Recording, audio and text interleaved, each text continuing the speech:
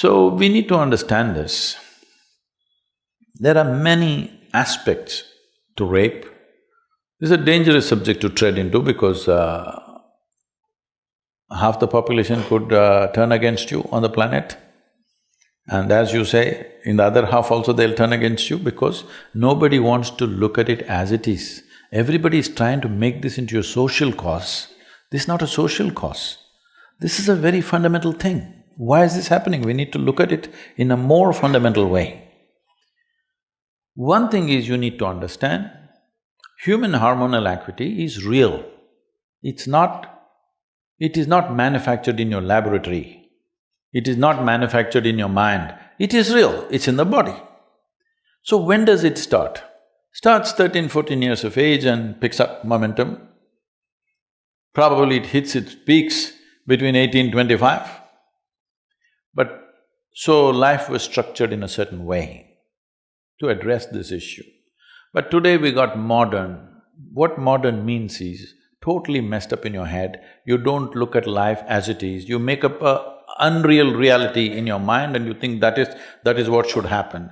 Now we have an education system where generally by the time you're competent enough to get into life, you're like 25. So today, maybe you have a lot of relationships going in the university, but that's not the case everywhere.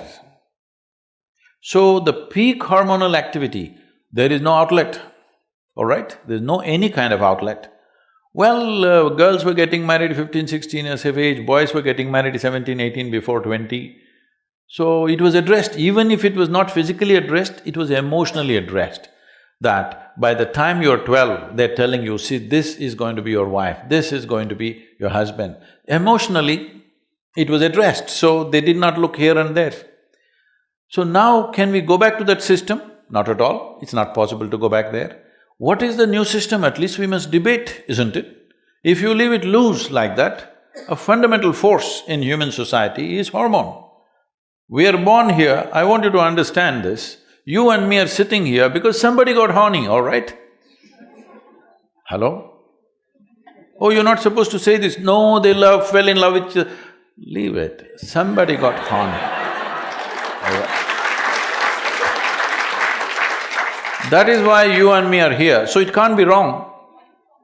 You and me are here because of that. Only thing is how a human society can conduct this dimension in a graceful and aesthetically sensible way. That's all we're looking at, right?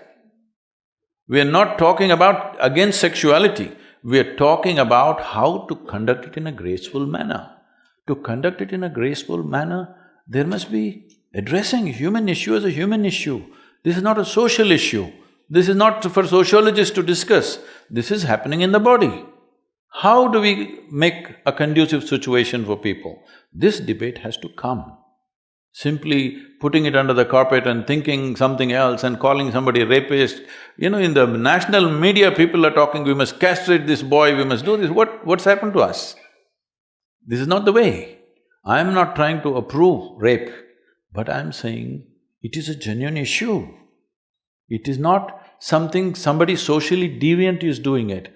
It is just that you're trying to suppress a basic energy within the human being, this will happen. Otherwise, will you put them on some sadhana where they will become like monks and be perfectly fine within themselves?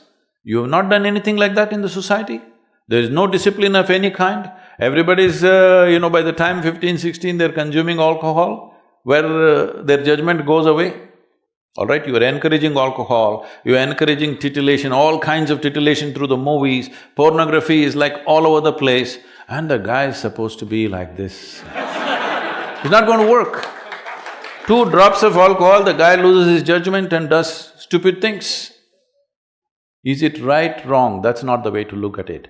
Are we brave enough to address human issues as human issues and try to find solution? Is there an absolute solution? No. There's no absolute solution, but we can create a society where these things are minimal, right? There always is crime in every society, always has been. The question is how rampant. Isn't that the only question? Only a fool will think we'll create a society without crime. It doesn't happen like that. It is just that how minimal can we make it?